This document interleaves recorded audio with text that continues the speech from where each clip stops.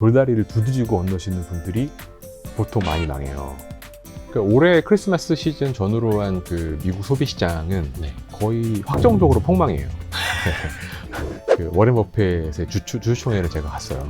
굉장히 좀 실망을 했었는데, 근데 이제 버핏이 뭐 이렇게 설명하다가 저렇게 설명하다가 하다가 그 마지막에 그런 말씀하시더라고요.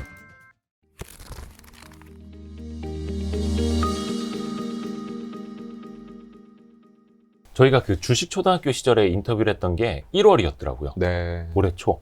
벌써 1월이. 예. 시간이 빠릅니다, 정말. 근데 제가 그래서 우리 강대권 대표님 다시 모시면서 1월에 나갔던 저희 만들었던 영상을 다시 한번 봤거든요. 어차피 저도 다 기억을 못 하니까. 네. 근데 네. 주옥 같은 이야기들이 많더라고요. 네. 지금에 와서 한 9개월 전 이렇게 돌이켜 보면은 하반기도 제대로 보셨구나 라는 네. 생각이 들더라고요. 비슷하게 갔던 것 같아요. 예. 네. 그래서 약간 그거를 이제 업데이트하는 내용도 네. 잠시 후에 좀 많이 좀 여쭤보고 싶고요. 네. 지금은 이제 우리 전 유경 PSG 자산운용의 CIO 셨다가 네. 지금은 라이프 자산운용의 대표이사십니다. 네. 강대권 대표님. 감사드립니다. 아유, 감사합니다. 영전을 축하드립니다. 아유, 영전을. 별 말씀을. 네. 라이프 운영 강대건입니다. 네, 처음 뵙겠습니다. 네.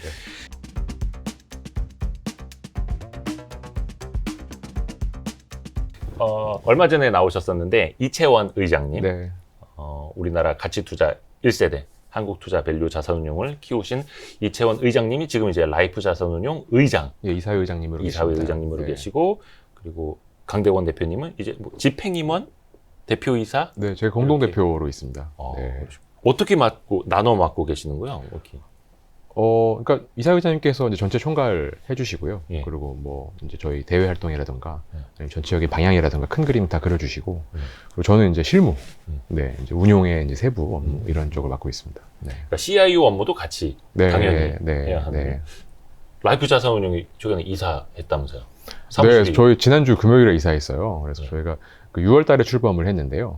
이제 아직 뭐 시작하는 단계다 보니까 사무실도 좀 세팅이 잘 안 돼 있었거든요. 네. 그래서 이번 주부터 저희 이제 한 100일 만에 이제 본격적으로 좀 일을 시작하고 있는 느낌으로 네, 새롭게 확장 이전했습니다. 네. 확장 이전도 하시고 아니면 번창하십시오.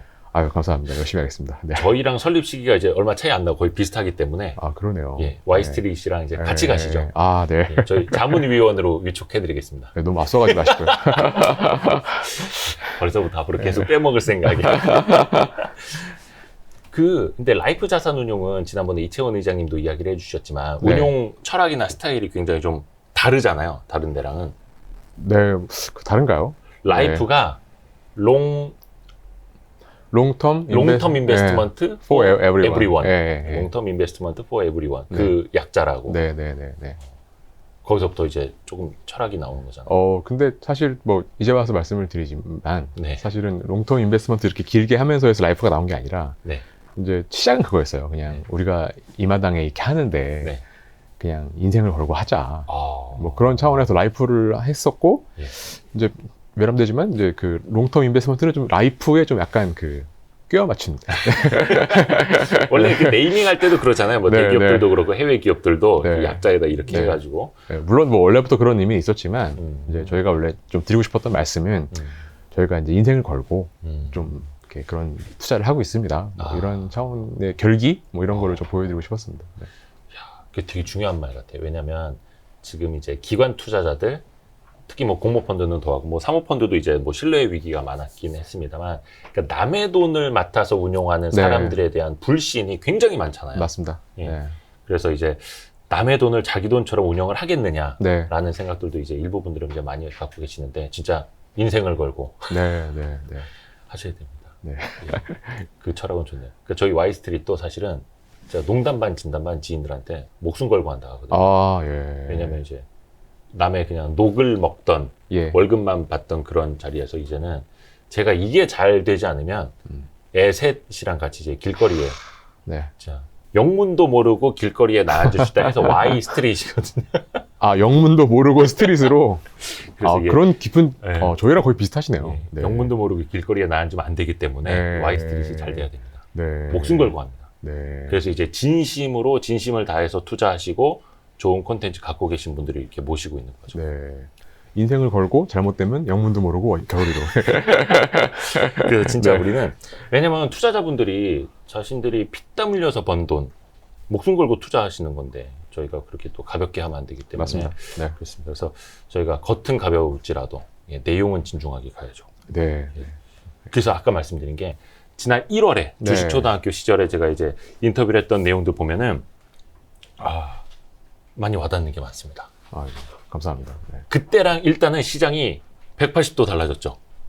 분위기가 많이 다르죠. 그때. 1월에는 네. 뭐 코스피 사상 최고치 네. 갈 때였고 지금은 뭐 오늘이 10월 13일 찍고 있는데 2,900선도 간당간당한 네. 상황이고 대표적으로 좀 시장 한번 정리해 주신다면 어떻게 많이 좀 달라졌을지. 네. 네. 지금 뭐 최근 시장 상황이 별로 좋지는 않은데, 근데 이제 뭐 1월 달에도 비슷하게 말씀을 드렸지만 사실 이렇게 돌이켜 보면 지난 이제 작년 코로나 이후로 1년 반 동안 워낙 시장이 워낙 좋았기 때문에 뜨거웠죠. 사실 최근에 이제 조정이 좀 뼈 아프고 좀 이렇게 아프게 느껴지긴 하지만 네. 사실 그간의 상승장에 비하면은 그렇게 깊은 조정이라고 보기는 좀 어려운 것 같아요. 그래요? 네. 그래서 보통 이제 저희가 약세장 얘기할 때 한 20% 정도 하락하는 걸 약세장이라고 얘기하는데 지금 뭐 한 10여 고점 대비 뭐 10% 조금 초과돼서 뭐 S&P 500 같은 경우에는 5%에서 10% 사이 이 정도 조정을 받은 건데 그래서 어떻게 보면은 좀 상승에 비하면 네. 좀 조정폭이 그렇게 큰 건 아니고 음. 좀 자연스러운 조정 뭐 이렇게 볼 수 있을 것 같고 양상은 그렇고 제가 개인적으로 느끼기에는 좀 그 코로나 사태 작년 3월 이후에 시작된 한 1년 반 정도의 어떤 한 국면이 있었다고 한다 그러면 이 네. 국면이 다음 국면으로 바뀌어가는 좀 과도기인 것 같아요. 네, 그래서 뭐 좀 이렇게 시대가 이렇게 도도히 흘러가는 양상이 아닐까 뭐 그런 생각을 해보고 있습니다. 네. 역시 여러 뭐 시장을 좀 이렇게 겪어보신 분 입장에서는 한 10% 초반대 하락한 거는 늘상 있는 네. 상황일 수도 있는데 네. 많은 분들이 이제 이걸 못 겪어보시고 네, 네, 예, 네. 3,300 기억이 이제 진하게 남다 보니까 또 S&P 500 같은 경우 한 5% 정도 떨어질 때 우리 시장은 10여 % 떨어지는 경우가 또 과거에도 많았고 네. 앞으로도 보통 많을 수 있고 뭐 일상다반사죠, 그 정도 조정. 네. 지금 그러면 견딜 수 있는 시장, 견뎌야 하는 시장 이렇게 보시면 뭐 견딘다는 말은 조금, 그러니까 두 가지가 있는 것 같아요. 첫 번째는 일단 뭐 이 정도 현상이 네. 뭐 세상이 크게 바뀔 현상은 아니다. 뭐 이제 뭐가 무너지고 바뀌고 뭐 네. 이제 망했고 뭐 이런 건 전혀 아니고 네. 일상적인 조정의 양상은 있다. 근데 이렇게 지난 1년 반 동안 한 번도 없던 움직임이 왜 나타났을까는 생각을 해봐야 될 것 같아요. 그래서 견딘다라는 게 뭐 견뎌야죠. 뭐 네. 투자하는 사람 입장에서 본다 그러면 이 정도 변동성 감소를 당연히 해야 되는데 근데 견딘다는 의미를 약간 좀 정밀하게 봐야 되는 것이 네. 그 견딘다는 의미가 그냥 지금 잠깐은 조정 힘든 건데 네. 이게 다시 우리가 3개월 전, 6개월 전 봤던 시장으로 돌아갈 거야. 이렇게 생각하고 견디시는 거는 조금 그 안 너무- 맞는 것 같아요. 이미 너무 이제 기대를 높게 하면 안 된다. 기대도 기대지만 이제 이게 좀 아까 말씀드린 것처럼 좀 큰 국면이 바뀌고 있는 장세라고 저는 생각을 하거든요. 그래서 네. 이 견딘다라는 게 이제 앞으로 다가올 새로운 세상을 준비하는 과정으로 이제 여기서 참고 견디면서 새로운 걸 준비해야지 이런 느낌을 견디시는 건 오케이인데 네. 이게 이제 이거 잠깐 지나가는 비고 다시 돌아올 거야, 다시 컴백이야 이렇게 생각하시는 거는 조금 황당할 수도 있겠다. 뭐 이런 생각은 듭니다. 너무 좋은 시절만 다시 추억하고 기다리고 돌아가는 걸 기대하기보다는 네, 맞습니다. 새로운 국면을 네. 준비해야 된다. 그러면 그게 큰 변화, 새로운 국면은 네. 어떤 걸 의미하시는 걸까요? 제가 그 연초에 그런 말씀을 좀 드렸던 것 같아요. 그러니까 전에 이제 저한테 그런 질문을 주셨었는데 네. 이게 이제 시장이 많이 올랐는데 이게 거품이냐? 네. 근데 이제 거품이라는 거는 지나고 나서야만 알 수 있는 거고, 맞아요. 그리고 지속되지 않아야만 거품인데, 맞아요. 근데 이제 그 상승장을 만들었던 크게 이제 두 가지 추동력이 있는데, 네. 첫 번째는 돈이 계속 풀린다. 음. 그 다음에 두 번째는 경기가 앞으로 좋아질 수밖에 없다. 네. 이렇게 이제 두 가지 추동력이 앞으로도 이어진다면, 뭐 많이 올라도 상관은 없다. 그때 저도 표현하기를 거품이 계속되면 이게 뭐 콘크리트가 될 수도 있는 거다 했는데 네, 그게 이제 네. 지속되지 않으면 이제 거품이었구나 네. 볼 수 있는 건데 그래서 지금 달라지는 거는 그 연초까지 시장을 견인했던 두 가지 큰 드라이버, 유동 돈이 계속 풀린다. 예. 그 다음에 경기가 앞으로 계속 좋아질 수밖에 없다가 지금 약간 둘 다 깨지고 있는 양상인 것 같아요. 유동성과 경기 회복 기대 네. 둘 다 깨지고 있다고 둘 다 이제 흔들리고 있는 거죠. 흔들리고 있다. 그래서 저는 뭐 아직 그 뒤에 말씀드리겠지만 뭐 결론적으로 이 두 개가 어떻게 될지 저도 잘 모르겠어요. 저도 잘 모르겠는데 지금 상황은 유동성이 오히려 좋아질 수도 있는 거 아니야? 경기 나빠지는 거 아니야? 이런 그 합리적인 의심이 계속 지금 켜져 나가고 있는 상태예요. 근데 그 합리적인 의심이라는 게 네. 투자자가 생각하는 거, 정책 당국이라든지 뭐 통화정책 당국이 생각하는 게 약간 간극이 있잖아요. 네, 예를 맞습니다. 들어서 네.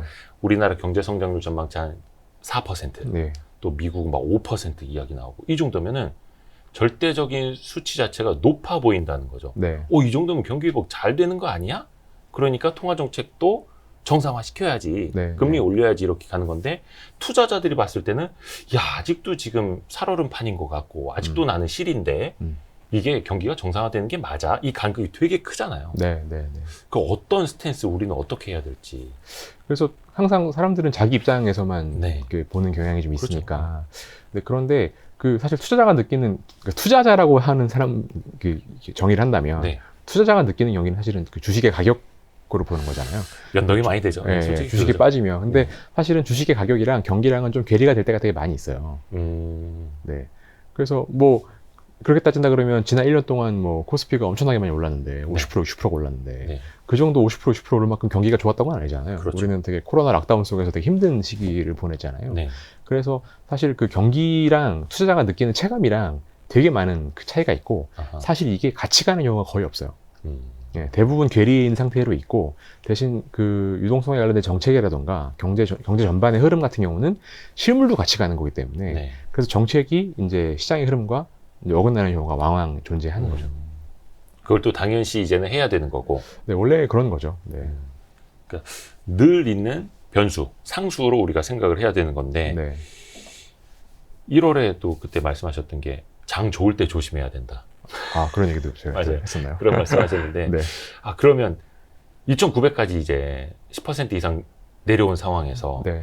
지금 이제 많은 분들은 그런 걱정합니다. 2,900이 깨지면 어떡하지? 뭐 PBR 코스피 1배는 2,700 언저리라는데 네. 그 지금은 이제 조심해야 될 장인지 아니면 1월에 장 좋을 때 조심했어야 했고 지금은 무엇을 해야 하는 장일지 이게 어떻게 보면은 결론이 될 수도 있을 텐데 네. 너무 빨리 여쭤봤나? 네. 더 끝나갈 줄 네, 알았어요. 뭐라고 말해야 될지 지금 생각 중에 있습니다. 정신이 없네요. 네.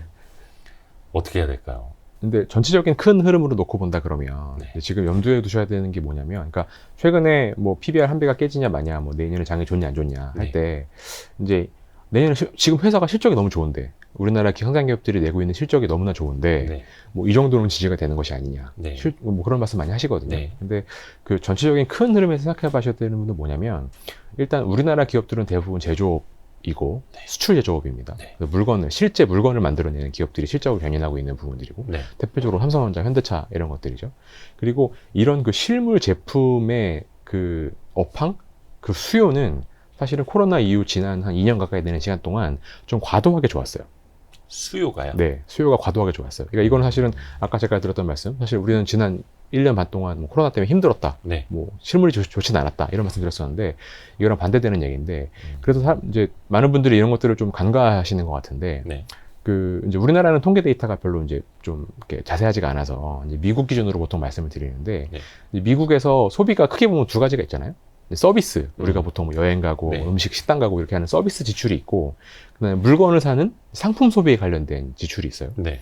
서비스에 대한 지출은 당연히 코로나 이전보다 뭐 말도 안 되게 침체가 되어 있죠. 그렇죠. 근데 이 상품에 대한 이 소비는 코로나 이전 대비해서 지난 1년이 한 20% 정도 높았어요. 그러니까 1.2배 정도 상품을 더 많이 소비를 하고 있는 건데 사실 그 평년치 대비 20% 높은 정도까지 소비가 많이 일어나는 거는 어마어마한 거죠. 거의 뭐 자본주의 역사에 그 정도까지 증가폭이 나오는 경우는 거의 없거든요. 네. 근데 이게 되는 이유가 뭐 당연히 아시는 것처럼 이제 밖으로 못 나가니까 그렇죠. 서비스 집안에서 소비를 못 하니까. 맞습니다. 집안에서 이제 인터넷 쇼핑으로 이제 물건을 많이 사는 거죠.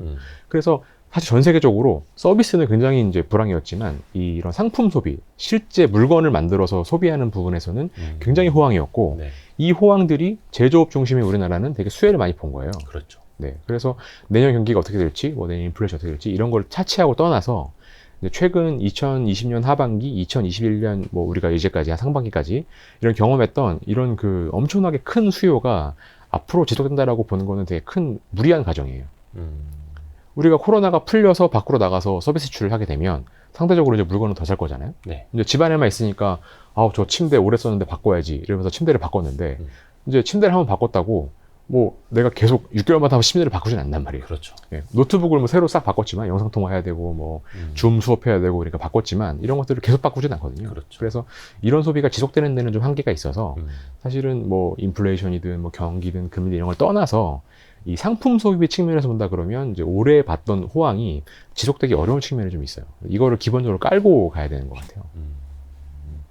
기본적으로 약간 엽기적. 기저가 있죠. 네, 맞습니다. 그것도 이제 제조업 위주의 한국 네, 경제 구조에서도 생각을 해두고 있어야 된다. 네. 그래서 뭐 요새 그 유행하는 말 중에 하나가 뭐 모든 것이 피크다. 뭐 이런 얘기를 많이 하는데 뭐 주가 지수가 빠져서 그런 것도 있지만 네. 또 기본적으로 생각해야 되는 것 중에 하나는 이제 이게 실적 자체가 네. 이제 올해가 피크일 가능성이 좀 높아요. 네, 그래서 이제 이게 좀 조심해야 되는 국면이냐 이렇게 말씀하셨었는데 사실은 뭐 조심을 했었어야죠. 이미 조정을 받았으니까. 네. 그래서 뭐 지금은 뭐 이게 주식을 빼야 되는지 넣어야 되는지 좀 애매한 상황인 것 같고 근데 뭐 어떤 포지션을 취하든지 간에 조금 마음속에서 생각해야 되는 부분은 뭐 과거와 같은 화랑장이 오지 않을 것이다. 이런 것도 당연히 깔아야 되겠지만 네. 이제 과거처럼 기업들의 실적이 막 계속해서 좋아지는 분기별로 계속 좋아지는 상황은 앞으로는 좀 힘들 거라는 거는 좀 생각을 하셔야 될 것 같아요. 그렇죠. 그 중에서 좋아질 부분을 또 이제 우리가 찾아내야 네, 되는 거고 네. 또 거기에 투자를 해야 하는 네. 거고 앞에서도 이제 뭐 상품, 서비스, 뭐 소비 또 수요는 과거에 굉장히 좋았다 이런 이야기를 해주셨는데 지금 이제 많은 사람들이 뭐 미국의 인플레이션 또 이제 주로 이제 원자재 가격들 뭐 상품 가격뿐만이 아니라 에너지 가격도 이제 많이 올라가니까 이게 시차를 두고 또 상품 가격에 이제 전가가 되지 않습니까? 또 미국의 고용 지표 이런 것도 굉장히 계속 디테일하게들 보고 있잖아요. 지금 시장에서 제일 중요한 거를 꼽자면 또 이게 될까요? 아니면 좀 다른 쪽을 보시는 게 있으실지? 네, 그래서 지금 뭐 약간 금리는 상승 추세를 좀 탔고, 네. 그다음 인플레이션도 높은 거는 이미 시장에서 인정을 되고 있는 거라서 이게 이제 추가적인 어떤 뭐 시장의 재료가 될 것 같진 않고, 그러니까 지금 그 현재 금융시장에서 가장 첨예한 거는 뭐냐면 네. 인플레이션은 이미 확정적이에요. 네. 근데 이 인플레이션이 스태그플레이션으로 가느냐, 아니면 그러니까 스태그플레이션을 간다는 거는 물가가 너무 높기 때문에 네. 사람들이 이제 가격이 높기 때문에 소비가 제한이 되는. 경기는 예. 둔화되는데 물가만 오르고. 네, 예. 예. 그래서 이제 그 올라간 가격이 경기를 실제로 이제 해치느냐 안 해치느냐, 요게 지금 제일 첨예한 것 같아요. 어차피 지금 인플레이션은 이제 두 가지 요인이 작용하는 건데 수요가 너무 좋다라는 거랑 그 다음에 지금 코로나 때문에 병목 현상이 생겨서 공급이 좀 제한된다는 거랑 네. 두 가지 요소가 동시에 작용하고 있는데 네. 요거는 이제 둘 다 풀릴 거잖아요. 이제 수요는 제가 말씀드린 것처럼 이게 올해처럼 이게 물건을 미치듯이 사는 그런 시대는 이제 앞으로 지속되기는 어려우니까 네. 수요는 조금 이제 스무스하게 내려앉을 거고 네. 그다음에 공급도 이제 뭐 위드 코로나 하고 백신 맞고 하면 이제 풀리겠죠. 네. 그래서 인플레이션은 어쨌든 궤적을 이렇게 이제 올해 피크를 치고 인플레이션도 이렇게 안정이 될 텐데 네. 요 높에 유지되는 기간 동안에 이게 이제 스태그플레이션으로 가서 경기를 훼손시키느냐 안 훼손시키지 않느냐 요게 지금 첨예하거든요. 네. 긍정 원자는 뭐 괜찮다라고 보는 거고 이제 부정 원자들은 인플레이션이 생각보다 좀 오래 가서 경기를 약간 상처로 내고 가는 것 같아. 네. 이런 것들이 지금 시장에 반영이 되고 있는 건데 그래서 지금 지표로 놓고 본다 그러면 결과적으로는 실제적인 그 실물 소비 네. 네, 뭐 미국으로 본다 그러면 이제 소매 판매 지표라든지 뭐 고용 지표라든지 이런 것들이 이제 올해 연말에 훼손이 되고 넘어가느냐 아니면 뭐 높은 인플레와 뭐 여러 가지 뭐 번복 현상 이런 것들에도 불구하고 어느 정도 버티면서 넘어가느냐 이게 이제 갈림길에 있는 것 같아요. 강 대표님은 약간 어느 쪽에 조금 더 무게 중심을 두고 계세요? 잘 모르겠어요. 잘 모르겠는데 지금 굉장히 말씀드린 제가 것처럼 사실은 너무 정답을 달라고 콕 네. 집어서 여쭤보긴 했어요. 네. 네. 굉장히 첨예한 상황이라서 근데 뭐 좀 그 서두에 말씀을 드리면 저는 이제 6월 달부터 운용사를 시작을 해서 이제 막 펀드를 만들었잖아요. 네. 근데 이제 그 6월 달이 공교롭게도 거의 고점이었거든요. 네. 그래서 저는 좀 징크스가 있는 게 펀드를 새로 만들면 무조건 시장이 좀 안 좋아요. 근데 뭐 그런 것도 좀 있는데 아니나 다를까 이번에도 저희가 시작하자마자 좀 시장이 좀 어려운 상황이 돼서 저한테는 이제 위기이자 기회인데 근데 이제 이게 저한테 기회가 되려 그러면 어쨌든 좀 다시 올라가야 되잖아요. 네. 근데 제가 좀 저도 모르게 좀 좋게 보려고 하는 약간 경향이 좀 있더라고요. 최근에 보면. 왜냐면 계속 안 좋으면 저는 이제 시작인데. 일단 투자자들은 사실은 조금 낙관론에서 시작을 하시는 분들이 많죠. 네. 또 이제 자본주의에 대한 네. 낙관론도 있어야 되니까. 그래서 저도 뭐 약간 긍정적으로는 보고 있어요. 그러니까 지금 그 높은 인플레에도 불구하고 이제 전체적인 경제 흐름이 망가지지 않고 내년으로 넘어갈 것이라고 저는 가정하고 있는데, 근데 뭐 제일 크게 보는 근거는 일단 그 코로나 때문에 전체적인 소비는 많이 못했거든요. 그러니까 아무래도 이제 아까 말씀한 것처럼 상품 소비는 20% 늘어났지만 그 미국 소비자 기준으로 해서 소득의 3분의 2를 서비스에 쓰고 3분의 1을 상품에 써요. 네. 근데 3분의 1이 많이 증가를 해도 나머지 3분의 2가 워낙 위축되어 있었기 때문에 전체적인 소비의 총량 자체는 그렇게 높지 않았거든요. 네. 그런데 그에 비해서 뭐 보조금이 많이 나온다든지, 뭐 아. 금리가 낮다든지, 집값이 많이 올랐다든지 이런 식으로 전체적인 그 소비 여력은 되게 많이 확대된 상태에서 예. 소비 총량은 줄었기 때문에 그 지금 내년에도 그 선진국 소비자들이 소비에, 그러니까 그 생산에 뭐 이런 그 경제 활동에 쓸 수 있는 돈이 되게 많이 남아 있어요. 그래서 이렇게 여력이 풍부한데 이게 이제 현재 이 올해 겨울에 우리가 경험하고 있는 인플레이션은 견뎌낼 수 있다. 아. 뭐 이게 이제 제가 갖고 있는 큰 이제 관점이어서 뭐 올해 4분기는 힘들겠지만 내년에는 다시 한번 경기가 좀 우상향하는 흐름으로 갈 수 있지 않을까 이렇게 가정은 하고 있습니다. 근데 다만 소비자들이 어떤 소비를 추동했던 네. 뭐 정부의 보조금이라든지 그리고 계속해서 올라가는 집값, 뭐 계속해서 떨어지는 금리 이런 요인들은 좀 내년에 많이 사라지기 때문에 그렇죠. 리스크도 있습니다.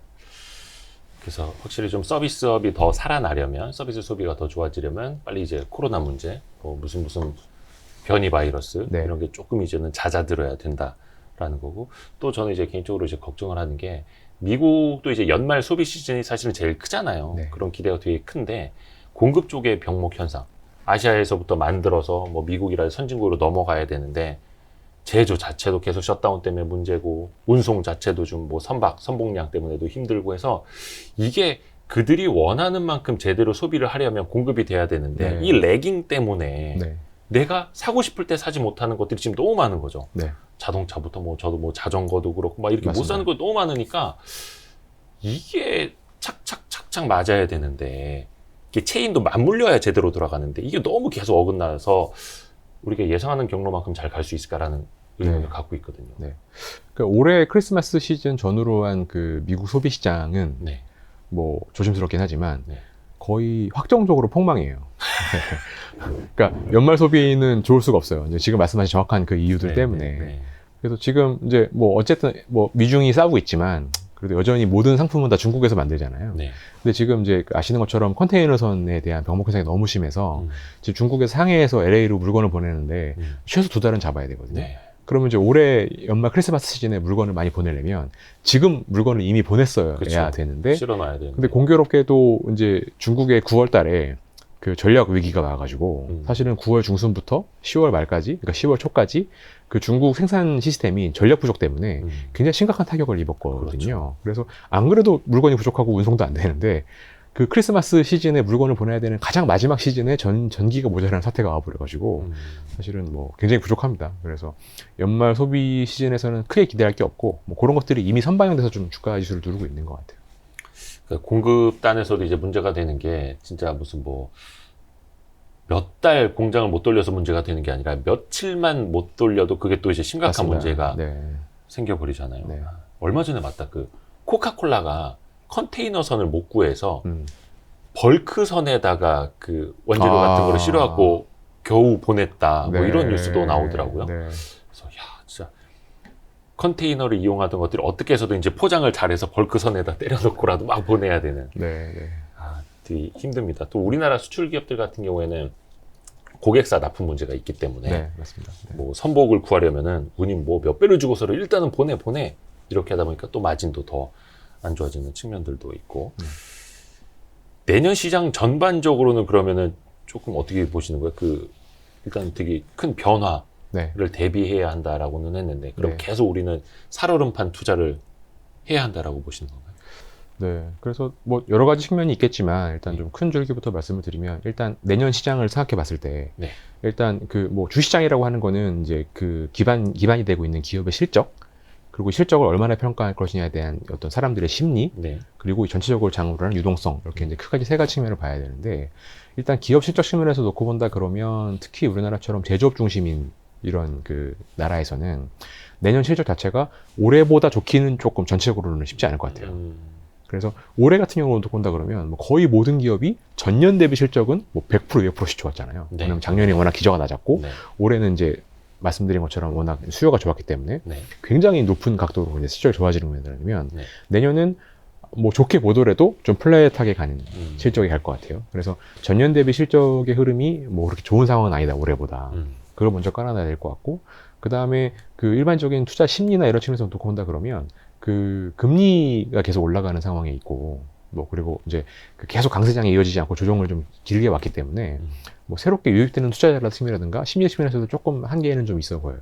그래서 뭐 전체적인 측면에 놓고 봤을 때는 뭐 내년 시장 자체가 만만치는 않겠다. 뭐 이런 생각은 갖고 있습니다. 네.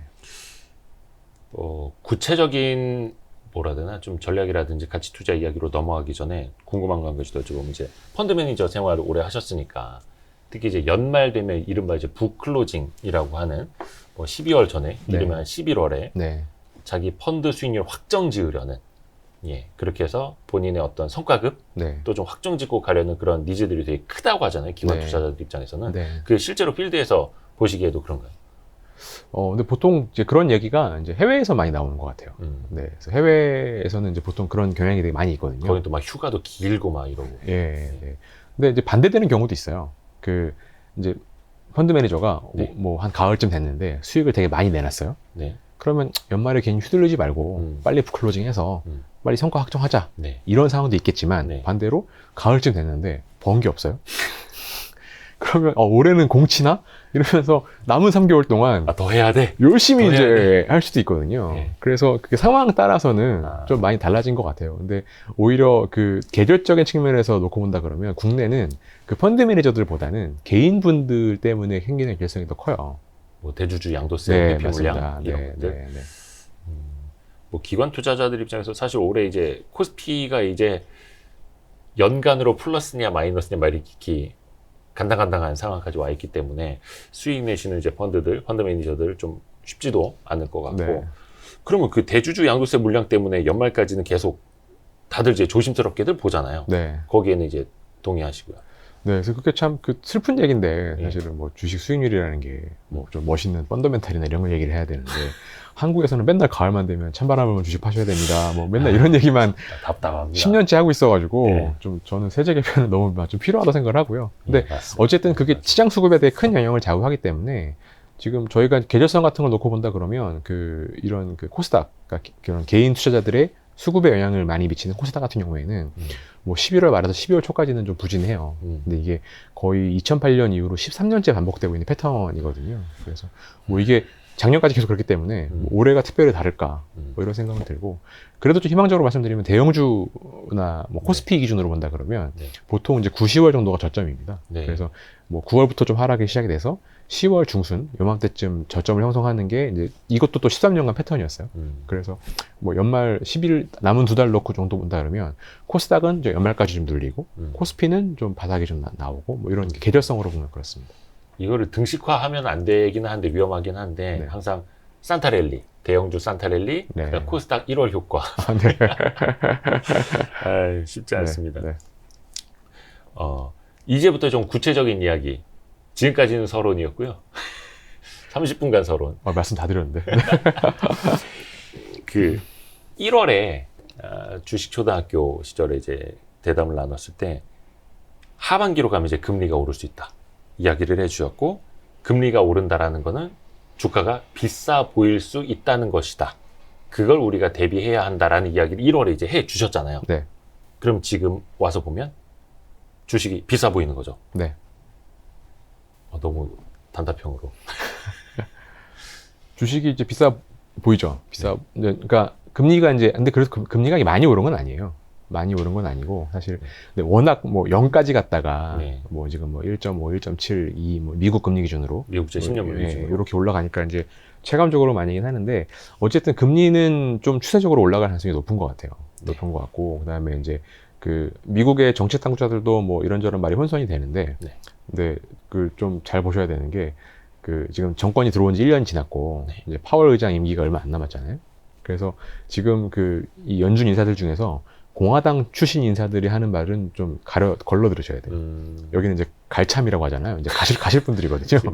집권당이 이제 민주당이니까. 네, 그래서 민주당 계열의 이제 연준 의원들 많이 들어야 되는데 네. 좀 매파적이에요. 네, 그래서 금리 자체는 조금 더 추세적으로 올라갈 가능성이 높다고 보여지고, 그 다음에 또 이제 한 가지 중요한 변화 중에 하나가 사실 지난 1년 동안 그 성장주가 많이 주도를 했잖아요. 네. 성장주 중에서도 플랫폼 경제, 네, IT 관련된 이런 기업들이 많이 주도를 했었는데, 그 최근의 변화는 이제 중국부터 시작이 됐는데 계속해서 이제 그런 이 플랫폼 기업들에 대한 규제가 많이 들어오잖아요. 그렇죠. 그리고 심지어 뭐 한국도 뭐 공정위에서 그 글로벌 초갑인 애플과 구글을 상대로 과징금을 매기기도 하고 또 유럽도 그렇고 뭐 최근에 디지털세 문제도 있고 전 세계적으로. 네, 그래서 이런 식으로 그 주도주에 대해서 이런 규제가 되게 많이 들어오기 시작을 한 것 같아요. 그런데 그 비싸 보인다라는 게 양빵인 거죠. 그 벤치마크인 금리 자체가 올라가니까 뭐 퍼 50배, 100배인 회사들이 네. 금리가 올라가는데 계속 이렇게 높은 밸류에이션을 유지될 수 있는 거야? 음. 라는 합리적인 의구심 네. 플러스 플러스 이제까지는 매년 40%, 50%씩 그로스가 나왔는데 이렇게 규제가 심하고 사회적인 반감이 심한 상태에서 플랫폼 기업들이 계속 그 이제까지 성장률을 보여줄 수 있을까?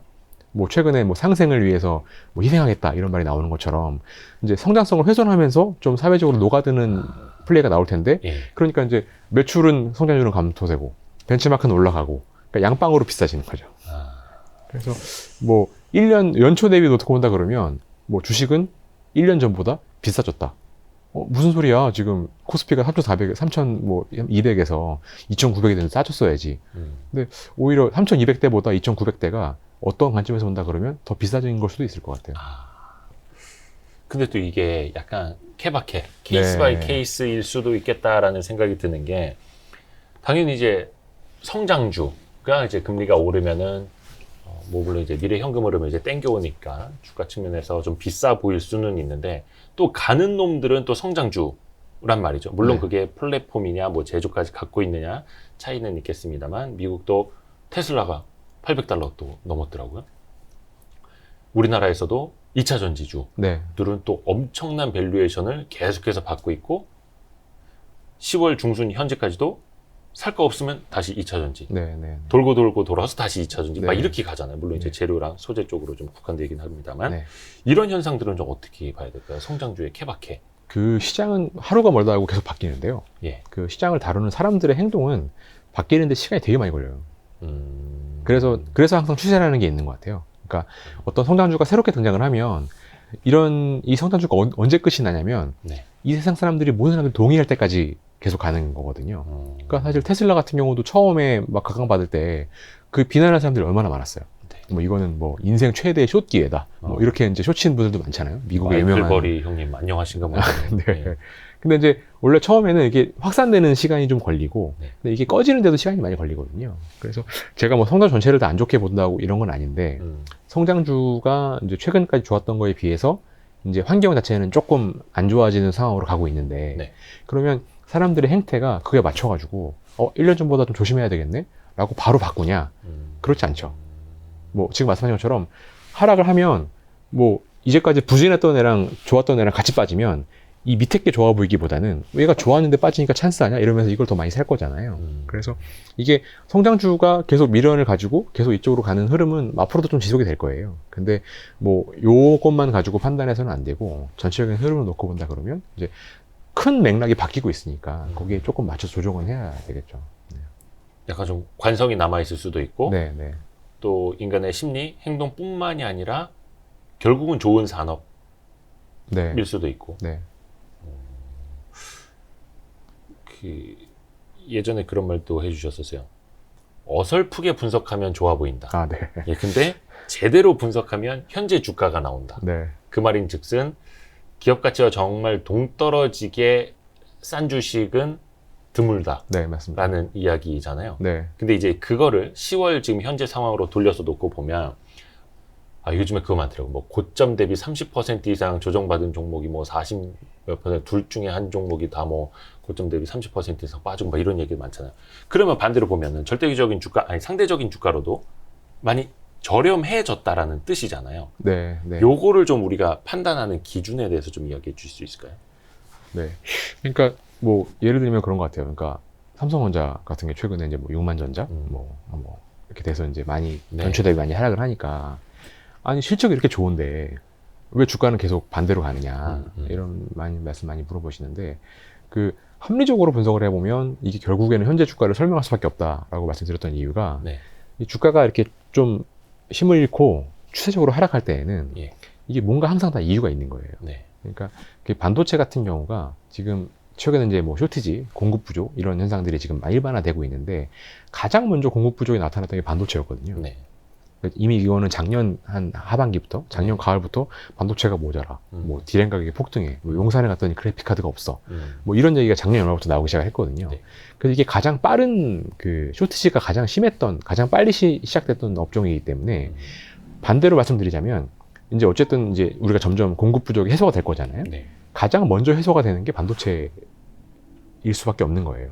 이게 가장 쇼트시가 먼저 시작이 먼저 왔기 때문에. 네. 그리고 이게 이제 제가 아까 모두에 말씀한 것처럼 수요가 많이 부풀어 있는데 이런 실물 상품 수요에 대해서는 이게 제일 먼저 왔던 게 사실은 그 IT 반 관련된 거였어요. 근데 집에 못 나가니까 노트북, 네, 태블릿. 줌 해야 되니까 노트북 이런 거 많이 샀거든요. 네. 그래서 이제 작년에 이게 쇼트시가 심했었는데 이게 지금 가장 먼저 풀리고 있는 거예요. 근데 최근에 이제 일반적으로 많이 얘기를 들어보면은 삼성전자 너무 많이 빠졌다. 뭐 이 정도 빠졌으면 실적은 3분기 쭉 좋았으니까 네. 그러면 좀 이제 사볼 만한 거 아니냐. 근데 삼성전자 주가가 뭐 지금 뭐 건들면 안 된다 이렇게 결론을 먼저 내리려고 하는 게 아니라 네. 이제 그런 접근은 되게 위험하다는 거죠. 그냥 단순히 예, 많이 9만 원에서 빠졌으니까. 9만 원에서 6만 원대로 왔으면 그만한 이유가 다 있는 거예요. 네. 예, 그러면 대표적으로 반도체 공급 부족이 해소가 되고 가는 국면에 있다. 그럼 내년이 되면 내년에 어떡하지? 내년에 사람들이 노트북을 또 살까? 뭐 또 영상 통화를 하기 위해서 뭐 또 카메라를 또 살까? 근데 그거에 비해서 반도체 생산량은 지금 증가하고 있는데 뭐 그런 우려들이 합리적으로 반영이 되고 있는 거거든요. 네. 그래서 뭐 최근 실적을 놓고 뭐 주가가 실적은 좋은데 주가가 빠졌으니까 싸졌다 이렇게 말하는 거는 되게 위험하다는 거죠. 네. 그래서 현재 주가에 그것들이 이제 담겨져 있고 현재 주가만 볼 게 아니라 이제 앞으로를 봐야 되는데 네. 제 질문은 그렇게까지 이제 빠져 있으면 지금은 밸류에이션도 그렇고 수준이 많이 싸진 상황이니 일반적인 이제 가치 투자하는 입장에서는 이거 사서 좀 기다리면 되겠다라는 네.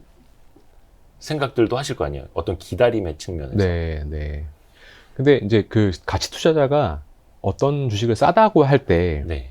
그 큰 전제가 뭐가 있냐면 네. 그러니까 가치 투자가 성공하려 그러면 어떤 산업의 사이클이 바닥일 때 사야 돼요. 그러니까 보통 이렇게 좋았다가 이제 보통 사람들이 언제 싸다고 느끼냐면은 몇 년 동안 좋았어요. 2, 4년 동안 최고 계속 좋으면 와 좋네. 근데 비싸서 못 사겠네 하다가 네. 이렇게 꺾이면 네. 싸졌네? 이렇게 생각들을 많이 하세요. 예. 근데 이제 제가 지금 말씀드린 것처럼 이게 싸졌을 수도 있죠. 네. 싸질 수도 있지만 대체적으로 세상의 흐름은 어떠냐면 이렇게 가다가 꺾이면 싸진 게 아니라 이제 업황이 나빠지는 거예요. 비싸지기 시작하는 거죠. 네, 네. 그래서 퍼 10배라고 생각을 했었는데 이게 20% 빠졌네? 8배네? 라고 샀는데 알고 보니 이익이 반토막이 나서 16배 산 거예요. 그랬을 가능성이 굉장히 높아요. 그러면 진짜 쌀 때는 보통 어떠냐면 3, 4년 동안 계속 내리막기를 했어요. 네. 계속 내리막기를 하기 때문에 이 최바닥에서는 보통 적자가 되게 심하게 나요. 그래서 펄을 계산할 수도 없어요. 네. 적자인데 어떻게 펄을 그렇죠. 계산하겠어요. 그래서 이익은 거의 안 나는데 이걸 어떻게 싸다고 생각하고 사냐면 이 회사가 망할 건 아니잖아. 없어질 회사는 아니잖아.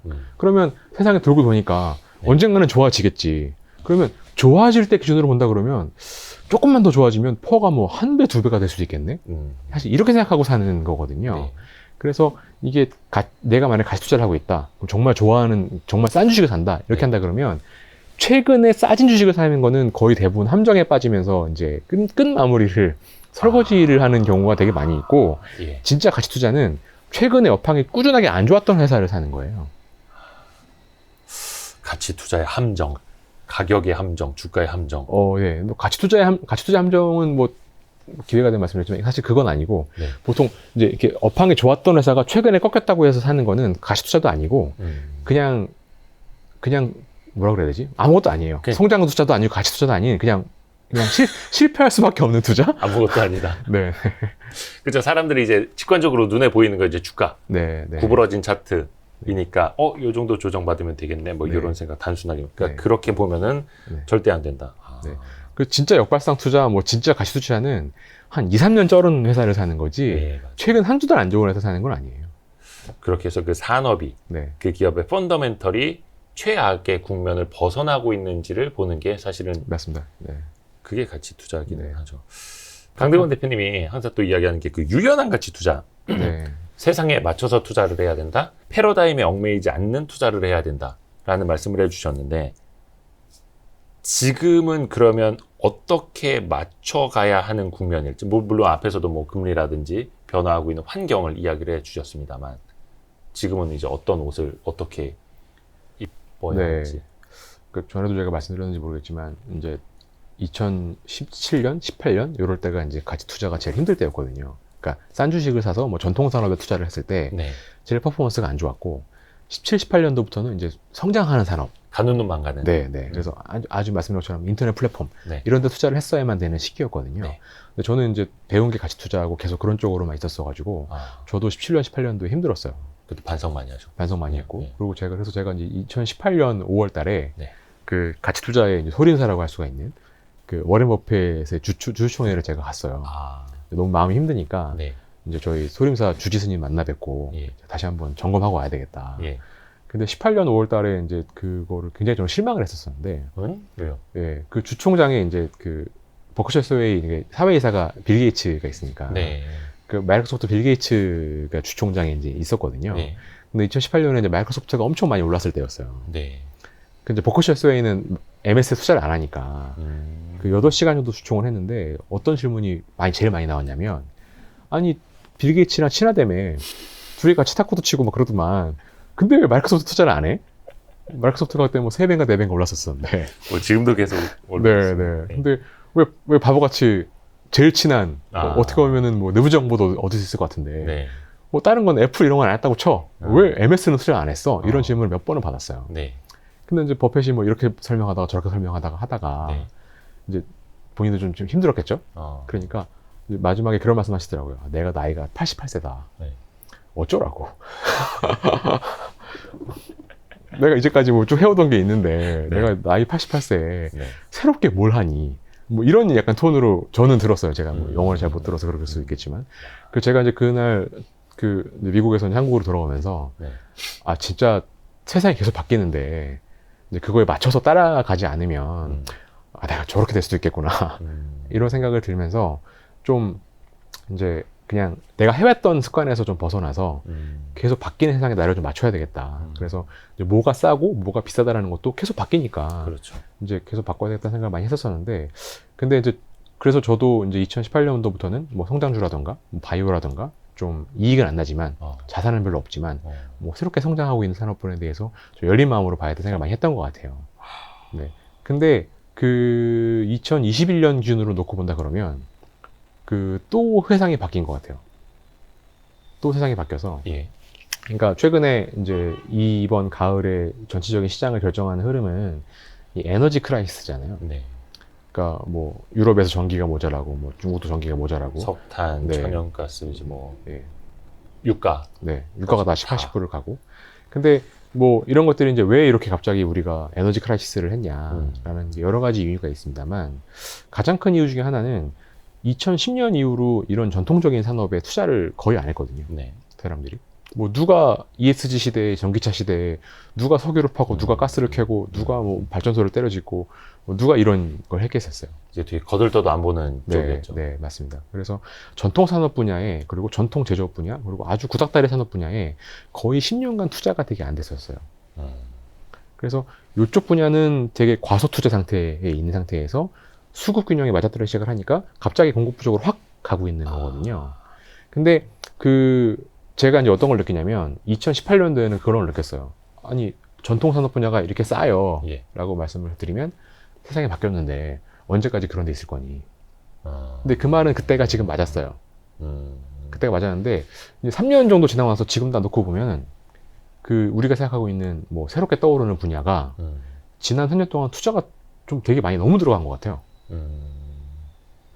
올해 뭐 신문 기사를 보시게 되면은 올해 상반기에만 뭐 벤처 쪽에 들어간 자금이 뭐 4조가 넘는다 그래요. 네.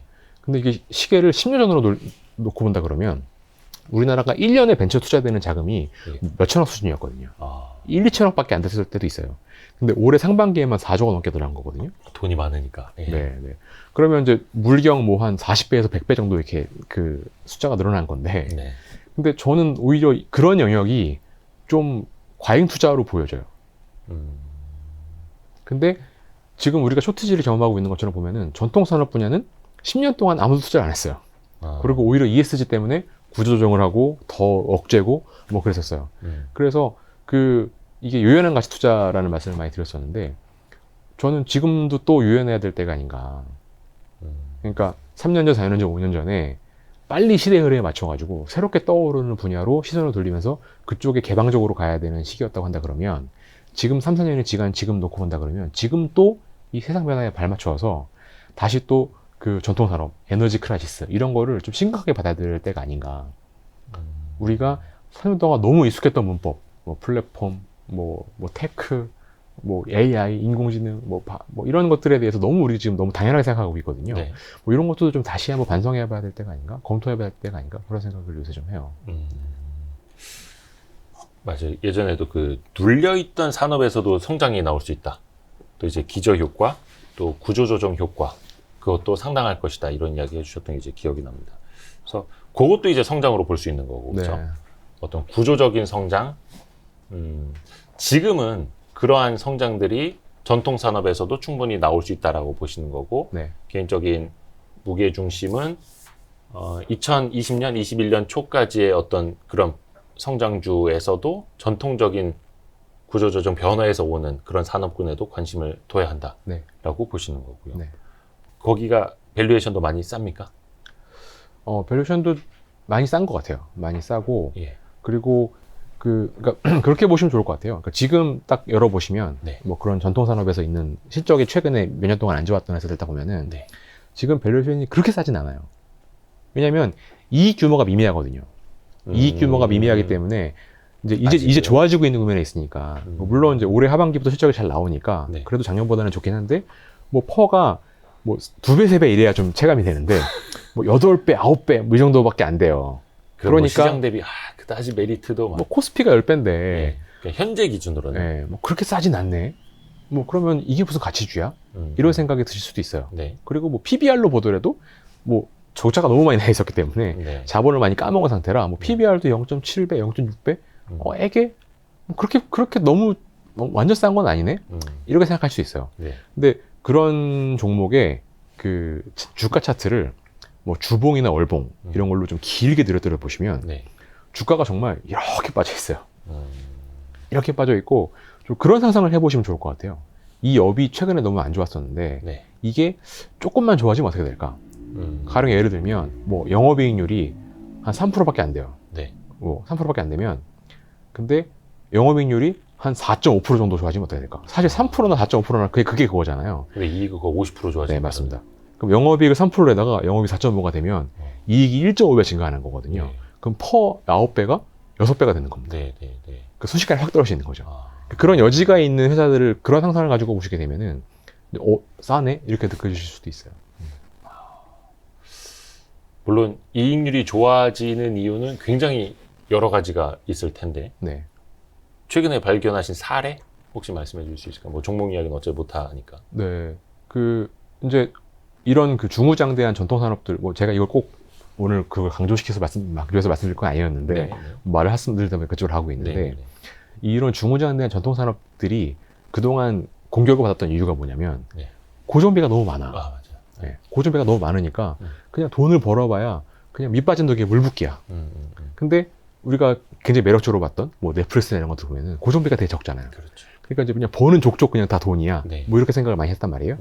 근데 이 고정비가 높고 들어가는 비용이 되게 많은 전통산업들은 특징이 뭐냐면 매출이 증가를 하면 여기까지는 이익이 지독하게 안 나다가 네. 어느 특정 수준의 매출만 딱 넘어가기 시작을 하면 이익률이 확 좋아져요. 그렇죠. 예. 그래서 뭐 이제 지난 일이니까 편하게 말씀드릴 수 있으면 최근에 2분기 실적을 보신다 그러면 철근 산업 같은 경우를 보시게 되면 철근. 네. 네. 네. 그러니까 뭐 철근 산업 같은 경우는 철근 가격이 많이 올랐지만 고철도 많이 올랐거든요. 네. 그래서 고철과 철근가 같이 올랐기 때문에 사실 스프레드는 별로 좋아진 게 없어요. 네. 근데 2분기 철근 업체들 보시면 실적이 폭발적으로 좋거든요. 근데 그게 매출이 확 증가를 하기 시작을 하면서 이제 마진 그 스프레드 자체는 그대로인데 이익이 폭발적으로 증가하기 시작을 하는 거예요. 이런 네. 식으로 그 이익률이 좋아질 수가 있는 게 이제 매출이 한 10%밖에 안 늘어났는데 이익률은 2배, 3배 좋아지는 산업들이 좀 있어요. 그래서 뭐 그런 특성 있는 산업들이 좀 내년에 기대를 좀 해볼 수 있지 않을까? 뭐 그런 생각을 좀 듭니다. 철근은 이제 지나간 거라고 네, 이제 맞습니다. 말씀을 해주셨던 거고 어느 섹터 정도는 좋게 본다라고는 말씀을 해도 되나요? 안 되나요? 이게? 구체적으로 말씀을 드리기는 좀 어렵지만 네. 그리고 뭐 저도 찾고 있는 중이라 아. 제가 뭐 다 아는 건 아니니까 네. 그래서 근데 지금 뭐 제가 생각했을 때 좀 명확하게 보이는 것 중에 하나는 네.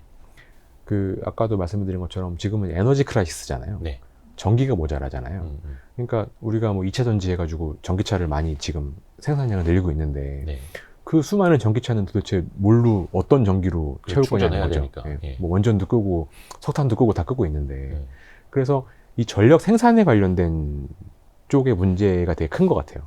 지금은 이제 뭐 전기차를 어떻게 뭐 400km 할 거냐, 600km 할 거냐 이게 문제가 아니라 네. 400km를 가든 600km를 가든 도대체 그 배터리에 있는 전기는 뭘로 채울 것이냐, 전력 생산을 어떻게 해결할 것이냐, 이 문제가 좀 큰 게 있는 것 같아요. 그래서 근데 그렇다고 지금 우리가 다시 뭐 원전이나 화력을 지을 건 아니기 때문에 네.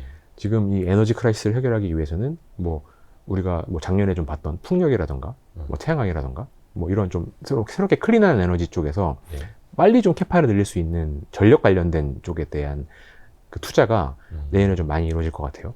그래서 빨리 캐파를 늘릴 수 있는 신재생 네. 에너지 쪽. 네, 맞습니다. 그래서 뭐 그런 쪽에 대한 투자가 내년에 되게 많이 확대가 될 거라서 뭐 가령 예를 들면은 최근에 뭐 중국에서는 네. 그 이쪽 중국 서쪽으로 하시면 사막이 되게 많잖아요. 네. 뭐 그쪽에 태양광을 많이 까겠다 이런 발표를 한 적도 네. 있어요. 네. 뭐 그런 것들 봤을 때에는 이제는 전력을 소비하는 쪽에서 친환경보다는 전력을 생산하는 쪽에 친환경이 쇼티지가 되게 심한 상황이다 보니 예.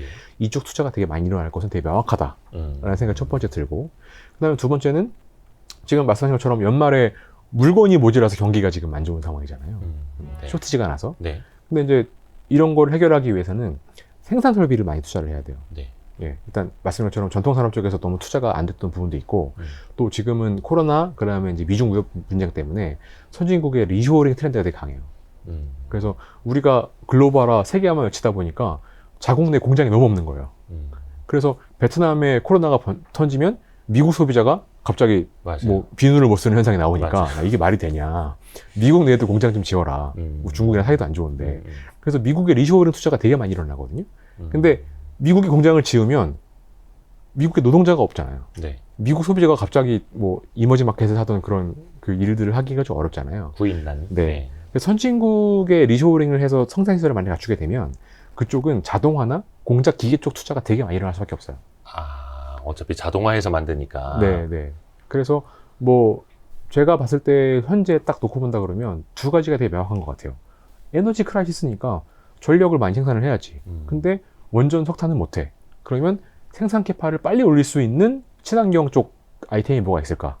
그다음 두 번째는 쇼티지가 너무 심해. 바틀렉이 너무 심해. 네. 그러면 공장을 분산해서 선진국에도 많이 지어야 돼. 근데 그 사람들은 노동을 안 할 거야. 그러면 자동화를 많이 할 거야. 그러니까 이제 공작 기계, 뭐 생산 관련된 자동화 관련된 솔루션 이런 쪽은 내년에 되게 좋겠구나. 두 가지 트렌드는 제가 봤을 때는 뭐 이게 틀릴 리스크가 뭐가 있지? 뭐 이런 생각이 들어요. 아, 그 전력하고 자동화 네. 쪽은. 근데 전력이라는 거 이제 그 에너지 가격은 계속 이제 뭐 당분간이라도 강세를 네. 기반으로 이제 깔고 가시는 거고 네. 전망은. 네. 좋습니다. 근데 에너지 가격이 떨어지더라도 그 이런 것들에 대한 투자를 안 할 수가 없는 것이, 그러니까 지금 에너지 가격이 높은 게 문제가 아니라 네. 재고가 없는 게 문제거든요. 에너지의 재고. 예, 에너지 재고가. 그러니까 그 뭐 유럽을 기준으로 말씀드리면 네. 올해 여름에 좀 기상이 안 좋아서 풍력 발전이 많이 안 돌았대요. 바람이 많이 좀 안 불었다고. 네. 예. 그래서 그거를 보충하기 위해서 LNG 발전을 많이 태운 건데 네. 그러다 보니까 재고가 없으니까 겨울이 다가오는데 가스통이 비어 있으니까 네. 가격 불문지 가스를 사고 있는 게 문제예요. 네. 그래서 설사 가스값이 떨어진다고 하더라도 우리가 에너지 비축이 너무 작았어. 그리고 야 바람 안 분다고 지금 우리가 이 난리를 해야 돼? 지하철을 세워야 돼? 뭔가 미리 다른 발전원을 좀 다양화시켜서 준비를 해놓자 라는 필요가 생길 수밖에 없어요. 그 지난 1월에 해주셨던 말씀 다시 한번 또 복귀해 보면 좋을 만한 게, 가치주는 실적이 깨지면 참혹한 결과가 나온다. 성장주는 내러티브가 깨지면 참혹한 결과가 나온다. 이렇게 말씀해 주신 게 되게 저는 각인이 많이 됐거든요. 대표적으로 이제 바이오주가 그런 내러티브가 깨지면서 좀 안 좋은 결과들이 많이 나타났고, 올해 들어서 특히나 그런 것들이 좀 어떤 게 있었을까? 그러니까 기대했지만 실적이 많이 안 나왔던 가치주, 또 내러티브를 기대했지만 내러티브가 깨진 성장주. 모르겠습니다. 이런 내러티브가 계속 잘 되는 건 뭐 2차 전지 쪽, 뭐 캐파를 확장하는 게 당장은 실적은 안 나오더라도 계속 좋을 거야 하면서 이제 좀 가는 게 대표적인 것 같고, 좀 나눠보자면 어떤 사례들이 있었을까요? 사실 올해는 뭐 최근 좀 힘들었긴 했지만 네. 이제 주시장이 굉장히 좋았기 때문에 사실 여름까지만 해도 성장주, 가치주가 둘 다 올라가는 다 좋았죠. 네, 국민이었거든요. 그래서 아직까지는 크게 깨졌다고 말하기는 좀 어려운데, 네. 근데 뭐 최근에 이제 좀 빈번한 사례만 놓고 말씀드리면, 이제 성장주 같은 경우에는 대표적으로 뭐 네이버, 카카오 이런 것들이 정부 규제가 나오면서 규제. 이제 글로벌리 좀 그런 플랫폼 산업에 대한 반발 심리 이런 것들이 나오면서 이제 생각했던 것만큼 이제 뭐 미용실도 하고 택시도 하고 다 쭈쭈쭈쭈 뻗어 나갔어야 되는데 네. 이런 게 좀 제한되는 거 아니야? 뭐 이런 것 때문에 좀 최근에 좀 큰 조정을 많이 받았던 것 같아요. 그렇죠. 네, 뭐 게임주라던가 네. 뭐 이런 것들이 좀 있었고, 뭐 가치주 같은 경우에는 이제 그 대표적으로 반도체 네. 네, 관련된 기업들 네, 이런 것들이 실적이 너무 좋았으니까 뭐 여전히 싸 이렇게 했는데 이제 갑자기 주가가 이제 확 빠지기 시작을 하는 거죠. 근데 그거는 이제 말씀드린 것처럼 이제 4분기나 내년 상반기에 대한 실적 전망이 좀 안 좋아지기 시작을 하면서, 그래서 제가 연초에 드렸던 말씀이 뭐 성장주는 내러티브, 가치주는 실적 이렇게 말씀드렸었는데 네. 더 쉬운 표현으로 말씀드리면 네. 성장주의 위기는 성장하지 않을 때 오는 거죠. 네. 네. 더 이상 성장하지 않을 것 같아. 이런 위기가 오는 거고, 가치주는 사실은 스토리로 사는 게 아니라 네. 눈에 보이는 실적 보고 사는 건데, 네. 실적 깨진다는 말은 가치주가 더 이상 가치가 없는. 네, 그래서 그냥 그 말 자체에 당연한 표현이었던 것 같아요. 그러면 이제는 좀 어떻게 될까? 아까 뭐 가치주 부분에 대해서 이제 실적 부분에 대해서는 앞부분에 좀 자세히 이야기해 주셨으니까 넘어가고, 성장주 같은 경우에 내러티브가 깨진 것들은 네. 어떤 변화들을 봐야 될까? 뭐 예를 들어서 플랫폼 기업들도 있을 거고, 또 게임주도 뭐 최고치 가는 게임주가 있는 반면에 좀 내러티브가 좀 안 좋아진 게임주들도 있고, 네. 어떤 변화들을 우리가 좀 캐치를 하면 좋을까요? 네. 그래서 최근에 그런 IT 플랫폼이라든가 게임에 대한 규제는 네. 이게 이제 쉽게 꺾일 것 같지는 않아요. 그러니까 워낙 너무 양극화가 심하고, 네. 뭐 최근에 정치적인 지형을 보시더라도 일단 이 불균형을 좀 해소를 하자라는 측면에 대한 말이 어떤 진영에서 얘기를 하든 굉장히 잘 그 유권자들이 받아들이고 있는 추세에 있거든요. 그래서 좀 너무 커진 기업들, 네. 너무 문어발식으로 확장된 기업들에 대한 그 사회적인 반발 심리, 그리고 그거에 따른 규제에 대한 입법 이런 것들은 그 정권이 바뀌어도 좀 추세적으로 강화될 가능성이 높아서, 네. 뭐 어느 진영이 정권을 장악을 하든, 그래서 이런 것들에 대해서는 좀 주의 깊게 좀 보셔야 될 것 같아요. 그래서 성장주를 투자를 하시더라도 좀 부풀어 있는 이미 좀 거대해진 성장주보다는 네. 좀 계속 새로운 영역, 좀 네. 새롭게 떠오르는 영역을 찾아서 좀 이렇게 프레시하게 갈아 끼는 네. 네. 뭐 그런 흐름이 좀 필요하지 않을까 이런 생각이 좀 듭니다. 내러티브도 좋고, 그게 그 데이터로도 네. 나오고, 그 내러티브와 넘버스 뭐 이런 표현을 하는데, 진실의 종이 울릴 시간도 아주 멀고, 네, 규제도 가까이 있지 않고, 네. 그런 걸 찾아야 되는데. 그래서 그게 좀 초기에 네. 논란이 많을 때가 제일 좋은 것 같아요. 초기에 논란이 많을 그러니까 뭐 때. 예를 들면 뭐 테슬라가 예전에 예. 뭐 전기차를 처음 만들어서 네. 뭐 그때도 주가가 뭐 한 대여섯 배 올랐을 때죠. 예. 근데 아니 지금 차가 몇 대 만들지도 못하는 회사를 이렇게 비싸게 줄 이유가 뭐가 있냐라고 비판이 되게 많았었는데, 네. 근데 이제 와서 우리는 정답을 알고 있으니까 저렇게 생각을 해보면, 그때 이제 주로 나왔던 비판이 아니 몇 대 못 만드는데 이거였는데, 네. 근데 그거는 사실 시간만 지나면 무조건 해결이 되는 거였잖아요. 예. 생산 캐파야 늘리면 되는 거니까. 네. 근데 이제 그런 거 가지고 이제 뭐 분란이 많을 때는 초기에는 굉장히 당연한 거고. 네. 근데 예를 들면 뭐 최근에 이제 거대 IT 플랫폼 공룡 기업들이 네. 와 지금 뭐 모빌리티도 장악을 하고 뭐 모든 플랫폼을 다 장악을 했어. 그러니 이제는 뭐 금융도 장악을 했어. 그러니 다 가져올 수 있는 거 아니야? 그러니 이제 너무 완벽한 거 아니야? 네. 이렇게 생각했을 때 위기가 오는 거죠.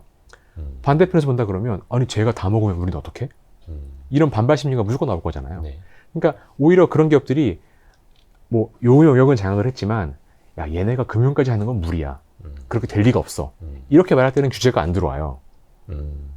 근데 금융까지 장악을 했네? 네. 와 이제는 공룡이네? 이렇게 말하면 당연히 규제 칼날이 들어올 거잖아요. 그래서 이게 스토리가, 내러티브가 성숙이 되면 될수록 사람들이 너무 편안하게 느껴지지만 리스크는 계속 잘하고 있는 거죠. 근데 초반에 논란이 많을 때 야 이게 되겠어? 근데 그게 뭐 사람들이 안 된다고 말하는 심리가 시간이 지나면 해결될 문제인 것 같아. 그러면 사실은 그런 건 찬스죠. 이게 시간이 지나면서 기업 스스로가 해결할 수 있는 문제이냐, 네. 아니면 기업 스스로가 해결하지 못할 리스크가 외부에서 자라고 있느냐, 네, 빨리 판단을 해야겠네요. 네, 그렇게도 표현할 수 있을 것 같습니다. 그래서 뭐 성장주는 항상 초기에 들어가야 뭐 수익률도 좋고 네, 좀 리스크도 덜한 것 같아요. 그렇죠. 네. 근데 초기에 들어간다는 것도 반대로 생각해 보면은 이게 될지 안 될지 모르는 상황에서 더 많은 리스크를 지고 들어가는 거잖아요. 네, 맞습니다. 어. 네. 근데 그게 별로 리스크가 없어요. 왜냐면 예? 이게 될지 안 될지 모르는 상황에서는 네. 그 안 되는 것도 가격이 많이 반영이 되어 있거든요. 그러니까 안 돼도 네. 별로 안 빠져요. 주가가. 왜냐면 될지 안 될지 모르는 상황이니까. 그러니까 될지 안 될지 모르는 상황이니까 안 돼도 별로 손해를 안 봐요. 안 돼도 주가가 별로 안 빠진다. 근데 되면 대박이 나요. 네네네. 근데 이게 되는 게 되게 명확하잖아요. 네. 되는 게 되게 명확한데 조금이라도 안 되면 폭락을 해요. 되는 게 이미 가격 프리미엄에 반영이 돼 있으니까 네. 그걸 잘 판단을 해야겠네요. 지금 어떤 게 얼마만큼 어떻게 지금 네. 가치에 반영이 돼 있는지. 그러니까 투자하실 때 되게 많은 분들이 실수가 어디서 나오냐면 예. 내 마음이 편한 거랑 리스크가 없는 거랑은 전혀 별개의 문제거든요. 그러니까 제가 보통 그런 말씀 많이 드리는데 이게 돌다리를 두드리고 건너시는 분들이 보통 많이 망해요. 그러니까 왜냐면 이게 되게 일반적인 건데 이렇게 이제 서로 우리가 네. 친한데 네. 제가 뭐 추천을 해요. 네. 이렇게 한번 해봐. 네. 근데 처음에는 이제 뭘 믿고? 음. 그럼 이제 처음에는 이제 지켜보시잖아요. 네. 제 말이 맞는지 안 맞는지 보자. 네. 근데 제가 맞췄어요. 예. 오, 괜찮네. 그럼 제가 또 한 번 추천을 해요. 네. 그러면 조금 따라 해볼까? 그쵸. 그게 또 맞아요. 어. 그럼 제가 세 번째 추천을 하잖아요. 완전 믿죠. 그때는 이제 얘는 두 번 맞췄으니까 네. 세 번째는 무조건 맞겠지. 네. 라고 이제 왕창 들어간단 말이에요. 어. 근데 보통 그때 틀려요. 네. 세 번 다 맞출 리가 없잖아요. 네네네. 세 번 중에 두 번 맞췄으면 세 번째는 틀릴 가능성이 높잖아요. 네. 동전 던지기랑 비슷한 거잖아요. 네네네. 그래서 이게 초반에 좀 믿어주면 괜찮은데 그래서 확인하고 들어가시는 분들이 대부분 그 꼭지를 많이 잡으시거나 되게 틀리기 직전에 많이 잡으시는 분들이 많아요. 그러면 저희가 성장주 얘기를 했잖아요. 네. 성장주는 초기가 리스크도 없고 수익률이 제일 많이 나요. 아까 말씀드린 초기에 논란이 많을 때에는 뭐 잘 안 돼도 별로 안 빠지거든요, 주가가. 근데 그때는 확인이 안 됐으니까 못 들어가신단 말이에요. 네. 그럼 점점 확인이 되면 얘는 이미 됐어. 이제 이미 끝났어. 라고 하는 순간 주가도 고점이고 리스크에 제일 민감할 때예요. 사람들이 다 확신하고 있는데 갑자기 충격이 빡 오면 주가가 폭락을 한단 말이에요. 그래서 확인하고 들어가시면 안 돼요. 근데 이게 가치주도 똑같아요. 가치주도 제가 진짜 진짜 싼 거는 네. 업황이 바닥일 때라고 말씀드렸잖아요. 네. 그러면 진짜 쌀 때는 어떻냐면 실적이 잘 안 날 때예요. 계속 마이너스가 네. 찍히고 있을 때니까 업황이 안 좋고 사람들이 다 이거는 진짜 쳐다보면 안 돼. 이렇게 생각할 때거든요. 이미 다 리스크가 반영이 돼 있을 때 근데 그때 들여다보면은 싸다는 느낌이 안 들어요. 불안하기만 하죠. 불안하기만 하고 이게 뭐 되겠어? 네. 근데 아까 말씀한 것처럼 이게 너무 불안하고 힘들지만 이게 없어진 산업은 아니야. 이럴 때 사실 들어가야 되거든요. 근데 이제 이 회사가 턴어라운드를 해가지고 실적을 쫙 나기 시작을 하잖아요. 네. 그러면 이제 이익이 막 미치듯이 난단 말이에요. 아까 말씀한 것처럼 이제 전통 산업들은 그 공원 이익이 되게 크기 때문에 약간의 그 매출이 증가하기 시작을 하면 영업이익률이 1%, 2%, 3%, 4% 이렇게 증가하기 시작을 해요. 그럼 이익이 1배, 2배, 3배, 4배 이렇게 늘어난단 말이에요. 그럼 나중에 가면은 퍼가 4배, 5배가 돼요. 네. 근데 이제 이렇게 보시면 그 전통적인 우리가 보통 경기 민감, 사이클이 되게 심한 산업이라고 보는 뭐 정유나 철강이나 화 이런 걸 보시게 되면은 네. 가장 주가 고점에서 포가 4배, 5배일 때가 높아요. 맞아요. 뭐 그런 말씀 많이 하시잖아요. 뭐 고포에 사서 저포에 팔아라. 맞아요. 네. 그래서 근데 같이 투자하시는 분들이 또 보수적으로 보시면 어떻게 생각하시냐면은 진짜 쌀 때는 안 들어오시고 포가 5배, 6배라고 들어오세요. 근데 이때는 이익이 너무 많이 날 때라, 이익이 과도하게 날 때라 사실 싼 게 아니거든요. 네. 그래서 똑같아요. 성장주도 그렇고 가치주도 그렇고 이거를 너무 보수적으로 생각하고 너무 확인하고 들어가게 되면 대부분 다 끝에 고점을 잡아요. 그러니까 사실 턴어라운드 기업을 초기에 빨리 잡는 사람이 거의 70%의 수익을 내고 이미 그게 시장에 다 반영이 됐을 때 뒤에 들어오는 사람들이 나머지 30%를 먹는다. 이런 표현들이 있는 것처럼 초기에 들어가야 된다라는 것이 명확한데 사실 뭐 그게 발견하는 건 이제 쉽지가 않은 일이니까 마음이 편한 것과 리스크가 낮은 거는 별개의 얘기다. 그래서 이렇게 봤을 때 너무 명확하고 내가 마음이 편하면 리스크가 최대치까지 올라가 있는 거예요. 역으로. 상황이 조금만 바뀌면 이제 폭락만 남아 있는 거죠. 나는 리스크가 없는 것처럼 보였지만 이미 그 말인즉슨 이미 가격이 비싸졌다라는 뜻일 거 아니에요. 네. 근데 이제 그렇지 않을 때도 있어요. 예를 들면 남들이 다 얘기하는 모두가 알고 있는 굉장히 뻔한 종목을 샀는데도 수익률이 30% 40% 나올 때가 있어요. 네. 그게 이제 작년 하반기였죠. 아, 작년 하반기에 그냥 S&P 500 샀는데도 30%, 네. 뭐 테슬라 샀는데도 더블, 음. 뭐 넷플릭스 샀는데도 그냥 쫙 올라가고. 올해 여름까지도 그랬고요. 네. 이럴 때가 있어요. 근데 이런 특수한 경우가 있는데 이게 이제 진짜 초강세장인 네. 거죠. 근데 이럴 때가 지난 20년을 돌이켜보면은 2007년하고 2020년 딱 두 번 있었던 것 같아요. 그러니까 이거는 20년에 한두 번 정도 있는 굉장히 희귀한 이벤트의 장세고, 그 두 번의 아주 극소한 경우를 제외하고 대부분의 장세에서는 안심하고 들어가면 당하는 경우가 대부분 많아요. 원래 그래요. 원래 투자라는 게 항상 그렇지 않습니까? 뭐 쉬운 게 어디 있어요.